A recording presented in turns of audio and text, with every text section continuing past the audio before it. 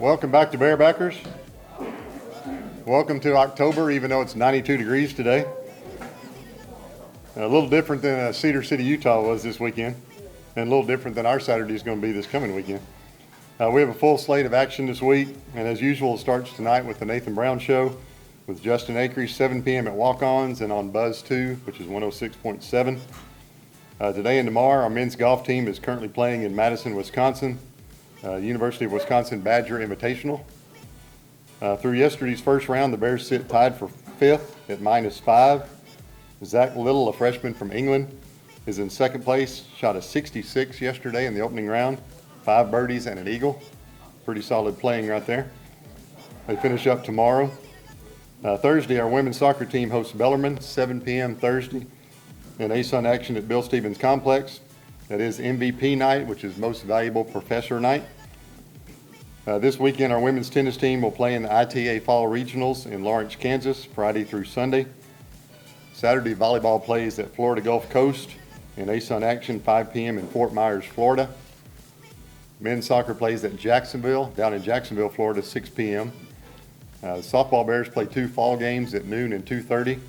Saturday against Tulsa and Missouri State at Ferris Field. And football Bears host Southeast Missouri at 4 p.m. on the Stripes. That is Family Day and Student Appreciation Day. And again, as I said, the weather's supposed to be beautiful, 75 degrees. Sunday, women's soccer hosts Eastern Kentucky at noon at the Bill Stevens Complex. That is Pink Out Day. Also going to be about 74 degrees that day. Going to be perfect. We'll start today with women's soccer. Bears are 4-1-1 in ASUN conference play. They went 1-1 this past week. We beat Austin Peay 2-1 on Thursday in Clarksville, Tennessee. We got a goal from Trace Pavat from here in Conway early in the second half. Then we got an own goal, which turned out to be pretty important since Austin Peay scored late in the game, which would have tied it if not for the own goal. Sunday, we dropped a hard-fought 1-0 match at league leader Lipscomb in Nashville. Lipscomb is 6-0 in the conference, and they've not allowed a goal yet in league play. So pretty solid bunch over there. As I said, 2 home games this week, Bellarmine Thursday, Eastern Kentucky Sunday. This is a little crazy to think we only have 5 regular season games left. That's snuck up on me. I don't know about you, Jeremy, but that just seems like we shouldn't be that far along anyway. Let's hear from Coach Jeremy Bishop.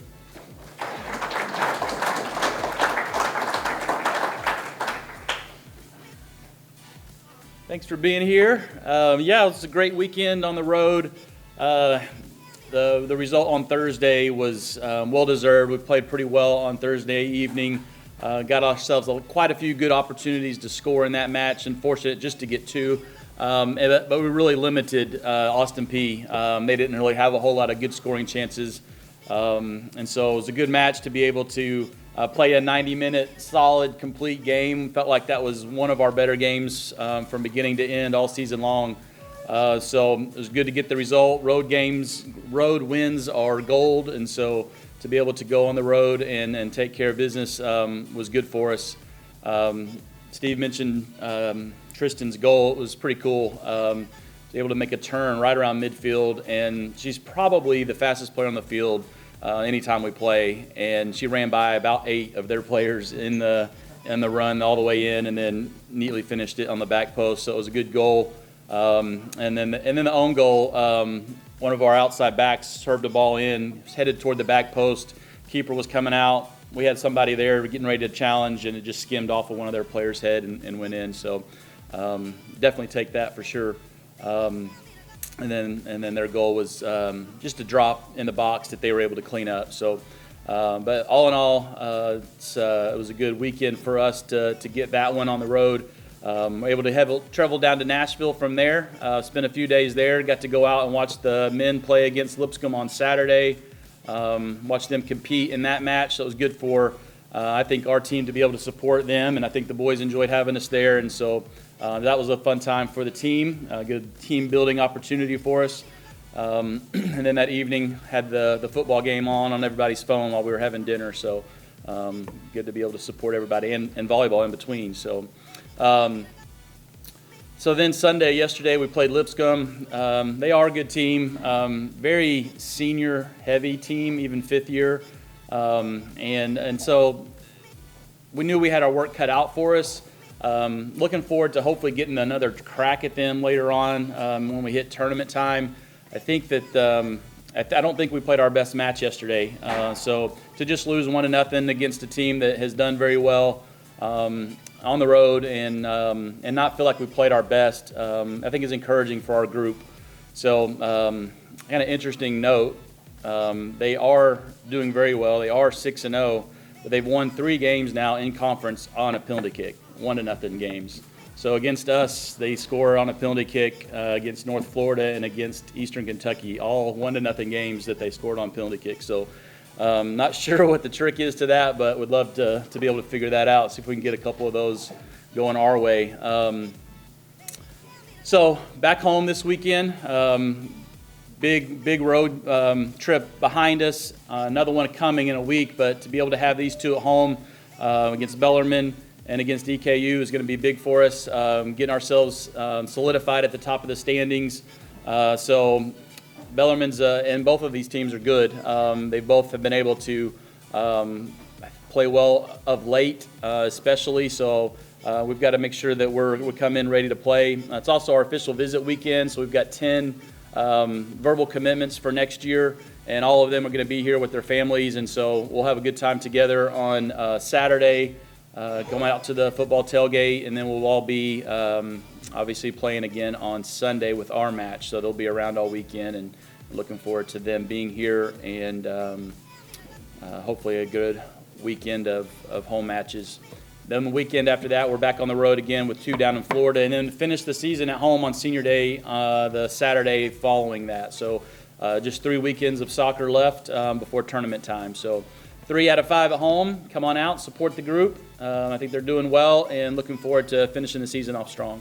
So if I can answer any questions, I will. Yes, sir. One, I thought we should have had a penalty kick opportunity ourselves yesterday. No comment.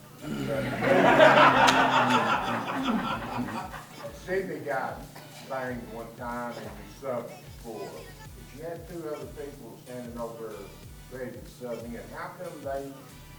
So in an injury situation, if the referee stops the clock, you can sub for that one only. If it's just a check on her, then she couldn't have subbed. But since they stopped the clock, then they'll allow you to sub for the injured player. Otherwise, there's only specific times that you can sub when you have your own throw-in, on a goal kick, or your own corner kick. Those are the only times you can sub. Thanks for being there all weekend. Good to see you there. I enjoyed it.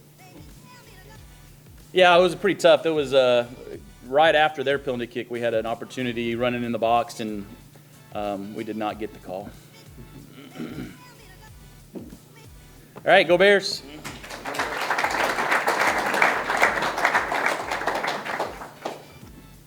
I have a feeling penalties are going to come up a little later in the day. There's Nathan.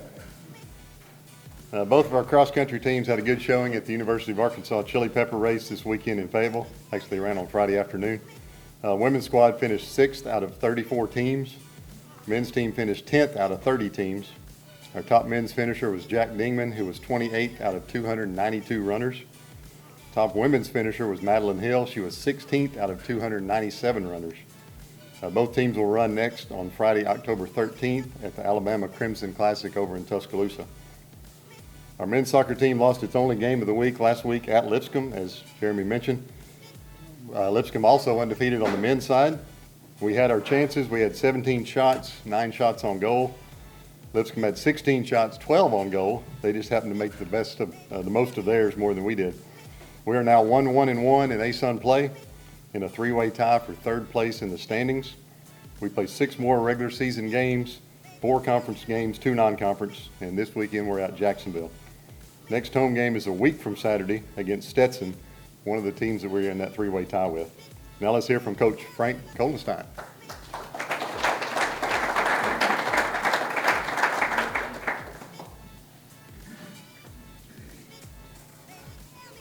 No, for sure, it was really cool to have the women's team out to watch our men's team play. It's always good to see, friendly purple rather than the Lipscomb purple. It's not as bright as the UCA purple for sure.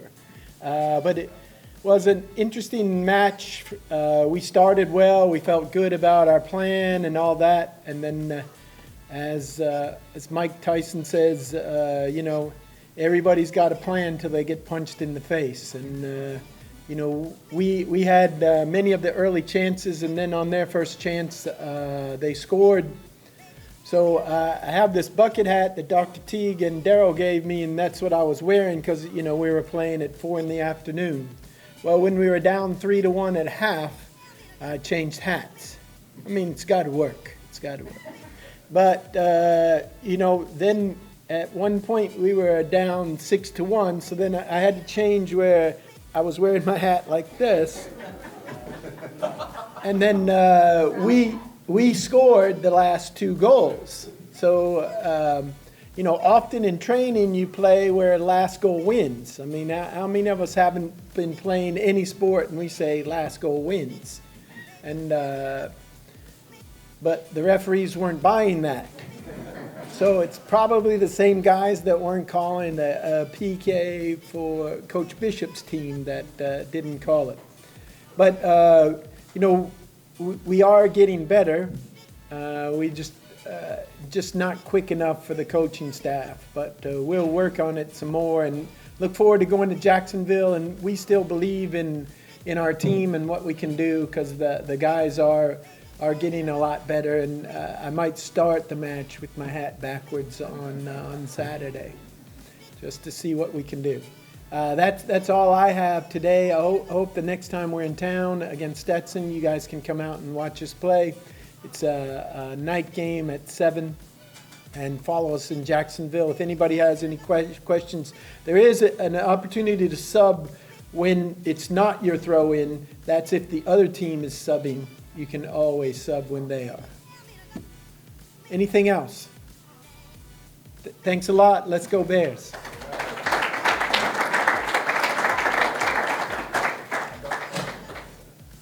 We had Soccer 101 today, didn't we? We're learning all kind of stuff.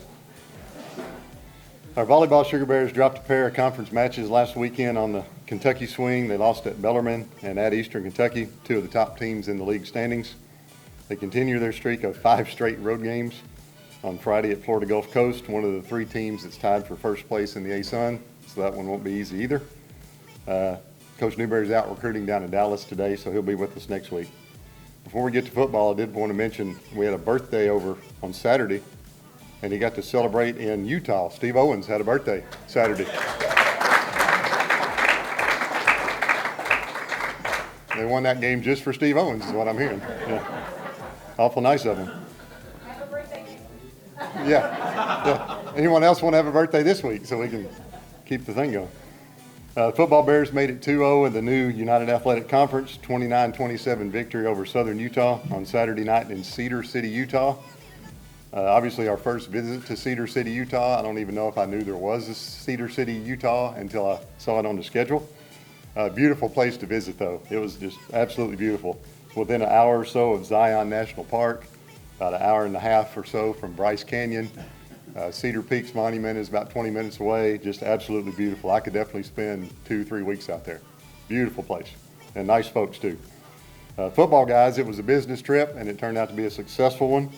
We dominated defensively again, held the Thunderbirds to 232 yards of total offense. That's the second straight week we've held a team to 232 yards of offense. You're going to win a lot of games if you do that. Offensively, quarterback Will McIlvain had career highs of passing attempts, 48, completions, 29, tied his career high with yards, 349. 6 different players caught at least 3 passes. Colin James got 9 for 97 and 2 touchdowns. A couple other highlights, safety Tamarian Wilson had an interception. Place kicker Jake Gaster had 3 field goals. All in all, just a really good road win. Not an easy trip to get to Cedar City, Utah, or better yet, to get home. Not only did we kick off at 6 p.m. their time, but we had nearly an hour lightning delay between the 3rd and 4th quarters. So instead of getting out of there at 11:30, 12 like we had on our agenda, it was more like 1:30, 1:45. Carrie and I pulled in our driveway here at 5:30 a.m. yesterday morning. And from what I hear, Brad, Matt, some others, more like 6 o'clock by the time they got back, luggage issues and what have you. So yeah, needless to say, I did very little yesterday. Sat on the couch and watched football, and that was about it. But it was a nice trip, and obviously a successful trip. This week we go out of conference, face a good Southeast Missouri team, one that beat us 35-27 last season up in Cape Girardeau. The Red Hawks are 1-3 overall. They were ranked earlier in the season. They're 1-3 overall. They're 1-0 in the Big South Ohio Valley Conference. They're doing a joint conference kind of like we did last year. They were off this past week, so they've had 2 weeks to work on us. All three of their losses were what you call good losses. They lost at Kansas State. They lost to top 25 Southern Illinois, FCS level, and to Eastern Kentucky. And we know a little bit about Eastern Kentucky, how good they've been. Game time is 4 p.m. on the Stripes. It is Family Day, Student Appreciation Day, so we expect a big crowd. As I said, the weather is supposed to cooperate. 75 degrees Saturday afternoon, going to be absolutely perfect. Now let's hear from Coach Nathan Brown. Thank you, Steve. Yeah, we're excited to be back 2-0, and I think that's the ultimate goal when you make a trip like that. This was a foreign trip to our program, first trip to Southern Utah, and so there's a lot that goes into that. You know, the familiarity's not there.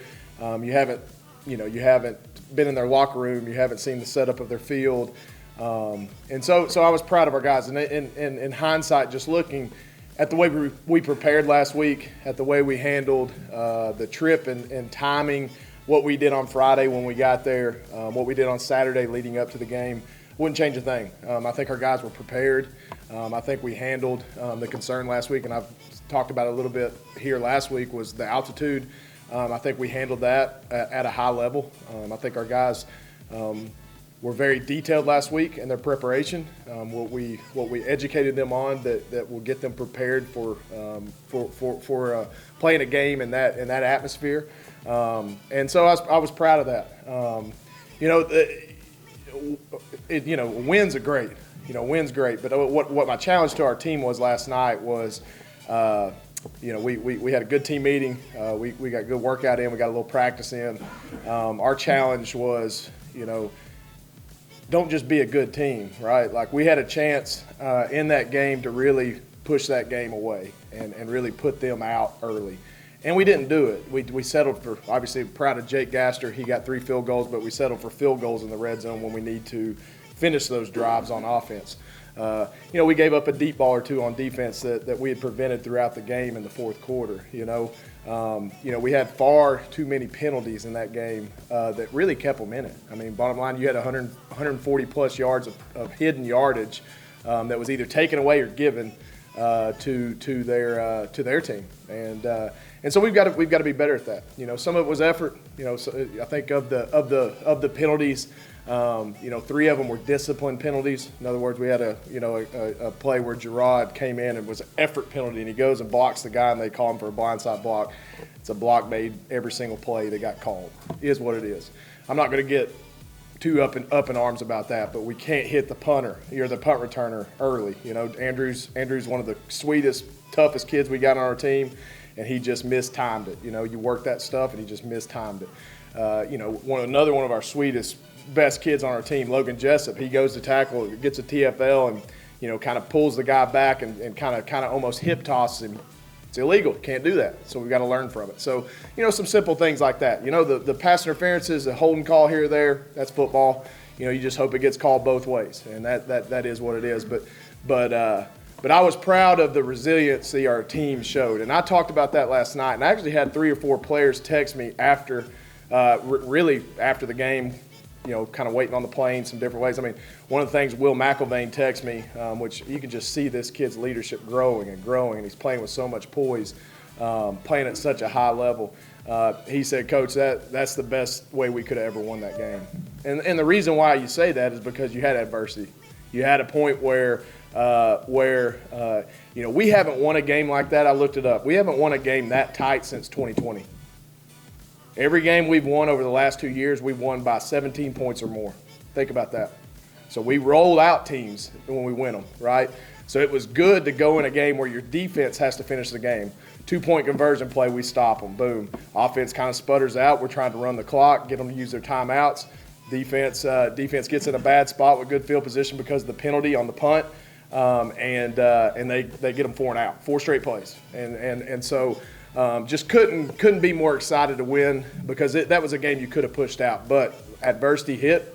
You know, it's not easy. Anytime you get in a delay situation and you're on the road, you're at the disadvantage, right? They were able to go in and change their cleats and get some dry cleats on. They were able to go in there and probably towel off or whatever, take their jerseys off and do all that. We were stuck in an academic building. You know, we were stuck in an academic, sitting there looking at each other. And so how we approached that delay obviously wasn't as good as theirs because they came out better than us. But that's something I've got to adjust on. You know, and we've done a good job. In my career here, I was thinking about this. You do a lot of self-reflection as a coach. That's the 4th weather delay we've had since I've been the head coach here, and we're 4-0 in all those weather delays. So we're doing something. You know, we didn't come out. We did just enough when we came out, but we didn't push that game out like we should have. You know, another thing, you know, the weather was interesting the other night. I don't know if you could tell if you were listening to the radio. I'm sure they talked about it a little bit. If you were watching on TV, I heard that it really didn't do it justice, but a pretty good driving rain most of the game. Very windy, a very sharp wind throughout 3 quarters. And so as a coach, you strategically make plans, right? Like the wind's going to be a factor. You know, what's my strategy going to be? When do I want the win? We had lost the toss to begin the game out, so they make the decision in the first half. Obviously, we got the ball first. We took it down, kicked a field goal into the wind by Jake Gaster. Great start, all those things. Well, the second half then goes to me, okay? So I'm sitting there thinking, all right, I think I want the wind in the 4th quarter, right? If I need a game-winning field goal, I want us to have the wind at our back. I think they're at a disadvantage. Well, guess what? We get a delay right at the end of the 3rd quarter. You're about in the locker room for about an hour, and you come out, and it's dead still. And so that decision, I need a meteorologist on staff. That's not good. And so, you know, really, if you're talking about the wind and the elements, we played 3 quarters with the wind and the elements, and we had the wind in our face for 2 of the 3 quarters. The 4th quarter, it was a non-factor. So that's just football, and our guys overcame that, which I was so pleased about. And again, you know, that's a tough. And I don't think I've given, and I know I did on the radio after the game. Southern Utah, give them a ton of credit. That team's defense is the best defense we play, and I'm putting Oklahoma State and North Dakota State in that mix. They're good. And I think if they clean up a few things on offense, that team's going to be a hard out, especially out there. It's difficult. It's only going to get. I was telling our coaches last night, teams that go out there, it's only going to get worse out there, right? I mean, Coach Fitzgerald was telling me before the game that this time last year they had about a foot of snow, you know. So I mean, it's coming, and so it's got to be an added advantage as you go out there. So, but proud all in all of the trip. You know, we're sitting here. If you'd have told me, you know, you with the schedule we had, you get out of September 3-2, 2-0, you're in good shape. I mean, we're right where we need to be. We're a top 25 team right now. I feel like we're scratching the surface of where we can be. You know, that's another encouraging thing about the other night. You don't play your best game, but you come out with a road win, right? I mean, that's a sign of a really good football team, and that's the challenge for our guys. If we play clean, good football, take advantage of the opportunities the other team gives us, we got enough talent on this team to really go make a run at this thing. And so I'm proud of our guys. I am. Individual efforts, obviously, Steve mentioned Will. I think Will's continued to play at a high level. He's at a 10-2 touchdown to interception ratio right now. He's distributing the ball at a high efficiency rate. I think he's a top 12 quarterback in the nation in passing efficiency. He's just playing really sharp right now. Proud of him. Shunderick, we're sitting here all shaking our head. What in the world's wrong with that? And you look up, he has 115 yards. I mean, look, give me a break. Over 100 yards. They were good tacklers. They were a lot faster than some of the teams we faced. Really quick twitch safeties. The 2 linebackers they have, 22 and number 4, those are 2 of the best linebackers we'll play all year. Very, very good football players. They got us down on the ground. I mean, we didn't make guys miss like we have the last couple weeks. Kylan James had an unbelievable individual effort. I mentioned Darius Hale after the game. We made a strategic plan. I thought he was going to be we were getting more success on kind of his north-south running. He was taking one cut and really getting in that A and B gap. And he chopped off a couple big runs and got us going, especially in the 2nd quarter and 3rd quarter. But all 3 of those running backs continue to play at a high level. I thought Gerard had some big catches. I thought Cam Robinson, kind of a new name to the mix, number 3 from Whitehall, Arkansas. I thought he had some good catches, a big 3rd down catch. That was good to see. And then on defense, obviously T-Bird, Tamarian Wilson, huge night. I mean, he set the tone of the game. We knew they wanted to get number 8 the ball, their little wide receiver. First play, they run a reverse to him, and Tamarian runs from one side of the field to the other and literally hits the guy for a 4-yard loss. I mean, if you watch him, it's an NFL type play. I mean, it was special. David Walker gets another sack. I thought the inside of our defensive line played solid. Jake Golday continues to be great in the middle, so proud of those guys. And then just our special teams. I mean, look, in those elements, you know, everybody's like, well, Chandler's been averaging 46 yards a kick. He only kicked 30. Guys, I mean, that wind and rain, I mean, you're thinking about catching that snap, snapping it, getting it off, and then for us to be 3 for 4 on field goals, I was proud of that. Obviously missed a chip shot right before halftime, which, you know, could have put us up 3 possessions going into half, which would have been a big deal. You know, you hate that, but Jake kicked well considering the elements. So all in all, very, very proud of the group. A lot to build on, a lot to improve on, though. Now we got to shift the page quickly to SEMO. We got a good work in last night. We all got in late, but look, we're used to that. I mean, that's normal. I mean, we go to Eastern Kentucky for a 6 o'clock kick. We'll get in even later than that. So I mean, we got back, got to work. Guys were in a good mood. They were feeling good. A little sore. We're a little banged up, but that's week 6, right? That's just football. And so we're in a good spot right now. One thing that you just rarely see, which is amazing about this, especially being in the position we are on top of the conference, is not leaving Conway for the month of October. I mean, that's huge. That's a big deal to us. An opportunity to protect the stripes 3 times in the next 4 weeks. Is obviously something we're looking forward to because there's a lot logistically and a lot that changes your itinerary and your scheduling throughout a week when you make trips like that. So to be able to stay at home for the month of October is going to be big. Welcome a SEMO team in. Didn't feel like we played a very good game against them last year and still had a chance with the ball in our hands to go tie the game in the fourth quarter. You know, we left a lot of meat on the bone last year when we played them. A lot of returners. Their quarterback is back. He was a sophomore All-American last year. Very good football player. Big kid, 6'4", 220, keeps plays alive, can really throw the ball, but his feet are what make him dangerous. Geno Hess is their all-time leading rusher. I think he's back for like year 8. I don't know. I thought he was done last year. But he's back, and he's a Darius Hale, Kylan James type body. Big kid, big, thick kid. Probably will make money one day, I would think. Reminds me a lot of the Illinois State kid, James Robinson, we played out here a couple years ago, who's still in the NFL. Very, very talented player. They got a talented group of receivers. And then on defense, they run a little bit different scheme. They're really kind of a bare front defense. They run 3 defensive linemen, and they have hybrid bodies on the second level. So they're a little different than what we're used to seeing. But very talented on defense. There's a reason why they were a top 10 team preseason. They just played a tough schedule. You know, they were up on Eastern Kentucky by 2 scores with 6 minutes left in the game. Should have beat Eastern Kentucky. You really kind of head scratcher still watching the film how they lost that game. Southern Illinois is ranked 6th, I think, this week, and they should have beat Southern Illinois. They were up 2 scores in the fourth quarter against Southern Illinois. So they've lost 2 close games on last-minute field goals or last-minute plays, or they're 3-1. You know, they're 3-1 and they're sitting in a different spot than they are. Obviously, Kansas State's a tough game. They went up there and got beat, but you know that's a tough one in itself. So, a very talented team, very well coached. Probably the favorite, I would say, them or UT Martin in that conference. I think they were picked to win it. So again, a great FCS match here. I mean, and a great home and home series. You know, with Conway and Cape Girardeau. So. You know, we've got some motivation behind us just based on the way we played last year. Obviously, jumping out of conference changes your mindset just a little bit, but we're going to improve on our team and who we are. We've got a good group of boys. They're good kids. Man, I'll tell you what, you guys would be so proud watching a party of about 115 or so, 120 so athletic-related people going to Utah and representing Conway and UCA. I mean, you talk about the way our guys handle themselves in the hotel. I mean, there's just a lot of things that you can be proud of other than just the win in the football game. Our guys are representing you guys very well, and you know, it's our job. We're going to fine-tune some things and make sure that we handle some things on the football side to continue to improve and hopefully be 4-2 next week. And so it's going to be tough, but we need a big crowd. It's family day. It's supposed to have beautiful weather. Needs to be a good home field advantage, and get a good atmosphere for a win hopefully on Saturday night. With that being said, any questions specifically? Dr. Philly? Not a question, but I just enjoyed listening to the commentators.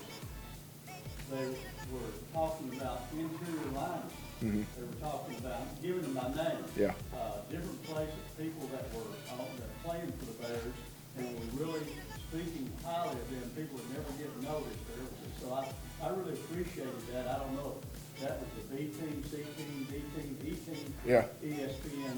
But anyway, I really enjoyed that because it's people that I never knew about. Yeah, we do usually we do a production call with, I do, and sometimes other coaches will come with us. We do a production call every week. They get themselves pretty educated. They do a good job with it. Even on these ESPN Plus broadcasts, they ask specific questions about kids. And look, if you're holding teams to 230 yards a game on defense, then you've got pretty good interior D-line play and defensive line play. And then if you're rushing, if you're one of the top rushing teams in the country, those boys up front are doing their job, and they deserve a lot of credit. And it's not just about the skill guys that are scoring the touchdowns and carrying the balls, man. Those guys that are 300-pounders that don't get a lot of glory, those are the guys that go win conference championships. And whether we can say what we want about Will and Shunderick and Darius and Kylan and T-Bird, but it's about those guys up front. I mean, if those guys are holding their own and doing their job, then we're going to win a lot of games. People in the press box were talking about how big our O-line is, and I said, Freddie Rose would be here. Yeah, and that's the what if, and you can't play that game. But yeah, you're sitting there with your right tackle, rehabbing his ankle, and that's obviously frustrating. BK's done a good job stepping in, and obviously he got rolled up, on Saturday, so we'll see what his status is. He didn't do much last night, but he's a tough kid. Sometimes being the O-line coach is the hardest job in the world because you're patchworking at this point. I mean, those guys get rolled up, their fingers are hurting, their arms and shoulders are basically being held on by braces, and I mean, it's just a tough job. But we'll get the next guy ready if we need to get the next guy ready, and the standard and the culture doesn't change.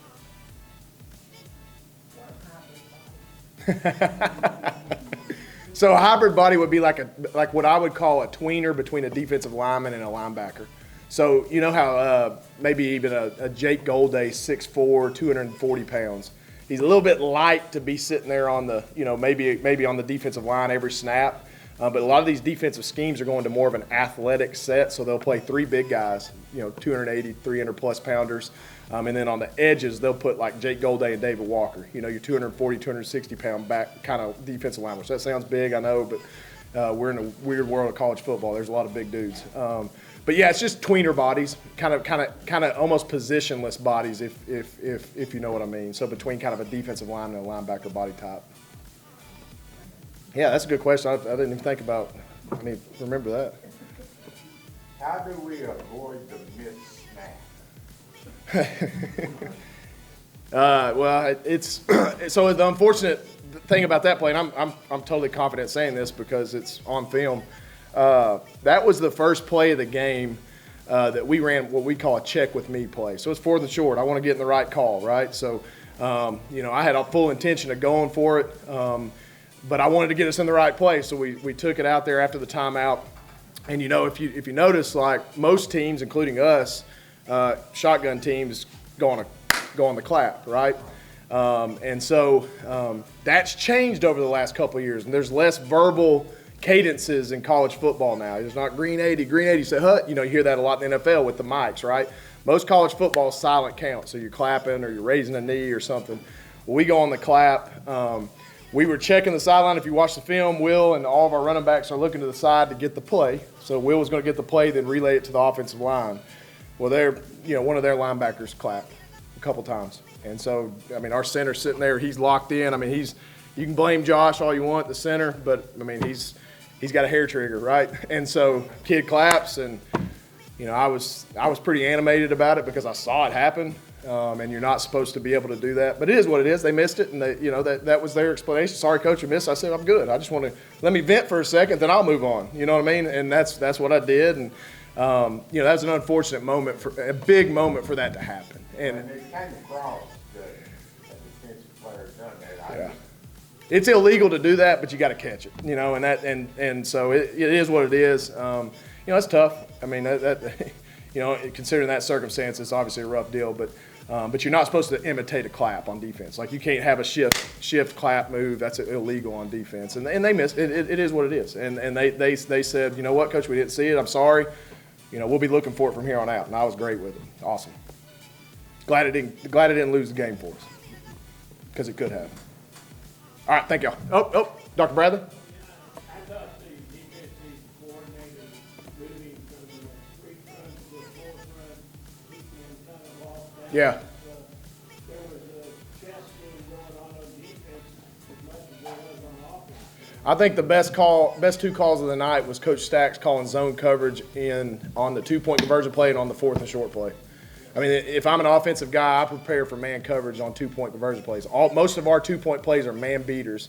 And if you watch that quarterback, he's going to his first read, goes to his second read, then he starts scrambling. And he's doing that because we jumped into a zone. And so on both of those calls, it was a great call by the defense. And obviously our players were able to execute it. But, yeah, we do a good job being multiple up front. I think that helps us. Awesome. Thank y'all.